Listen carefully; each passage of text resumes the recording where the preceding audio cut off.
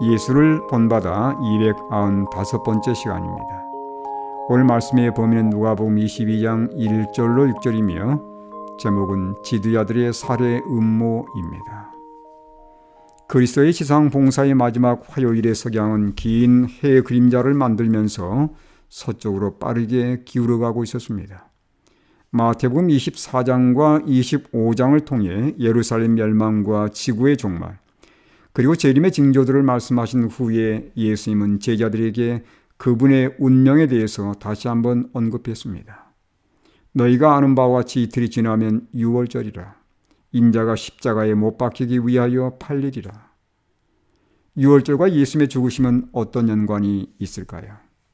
유월절은 출애굽 당시 이스라엘 백성들이 집마다 어린 양을 잡아 그 피를 문설주와 좌우 인방에 발랐던 것에서 시작되었습니다. 그 피가 뿌려진 집의 장자들은 죽음의 재앙이 내릴 때 그 생명을 온전히 보존할 수 있었습니다. 그 재앙은 애굽에 내려진 마지막 10번째 재앙이었고 그 재앙의 결과 이스라엘은 애굽에서 해방되었습니다. 다시 말하면 유월절 어린 양의 피로 인해 이스라엘은 애굽에서 해방된 것입니다. 이제 세상의 온 인류를 죄의 애굽으로부터 해방시키기 위해서 예수께서 유월절 양처럼 피를 흘리고 죽임을 당할 것이었습니다. 제자들은 출애굽 사건은 익히 알고 있었지만 그때의 어린 양이 세상 죄를 지우하는 하나님의 어린 양 예수 그리스도를 예표하고 있음을 결코 알지 못했습니다. 그런데 예수님의 십자가의 죽음을 모의한 자들이 있었습니다. 바로 대제사장들과 백성의 장로들이었습니다. 그들은 종교 지도자들로서 이스라엘을 대표하는 자들이었지만 하나님의 지배가 아닌 사탄의 지배를 받고 있었습니다. 예수 그리스도께서 메시아라는 사실을 이미 알고 있었지만 마음으로 동의하지 않았습니다. 그들이 기다렸던 정치적 메시아가 아니었기 때문입니다. 그래서 예수 그리스도를 제거하되 거룩한 명절인 유월절은 피하고자 했던 것입니다. 왜냐하면 백성들이 지도자들에 대해서 반기를 들 것이 뻔했기 때문입니다. 그러나 이 일은 그들의 계획대로 되지는 않았습니다. 잠언 16장 9절에 사람이 마음으로 자기 길을 계획할지라도 그의 걸음을 인도하시는 이는 여호와시니라고 말씀하고 있습니다. 그렇습니다.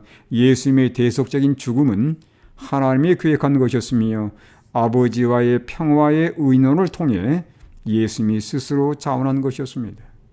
그래서 요한은 요한계시록 13장 8절에 구주 예수 그리스도를 창세로부터 죽임을 당한 어린 양이라고 소개하고 있으며 바울은 로마서 16장 25, 26절에서 예수 그리스도와 복음에 대해 영세 전부터 감추었다가 이제는 나타내신 바 되었으며라고 소개하고 있습니다.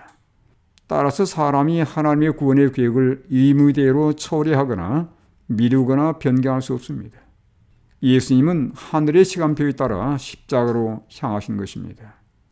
홍해의 해변에 서서 이스라엘이 하나님을 믿고 의지하며 그분이 베푸실 구원을 조용히 기다렸을 때 그들 앞에 바다가 열리고 구원의 길이 열렸던 것처럼 우리가 사망의 땅의 언저리에 서서 그리스도 예수를 믿고 의지하며 그분이 베푸실 구원을 조용히 기다릴 때 십자가로 말미암아 우리 앞에 어둠이 물러가고 구원의 길이 밝히 열리는 것을 경험하게 될 것입니다.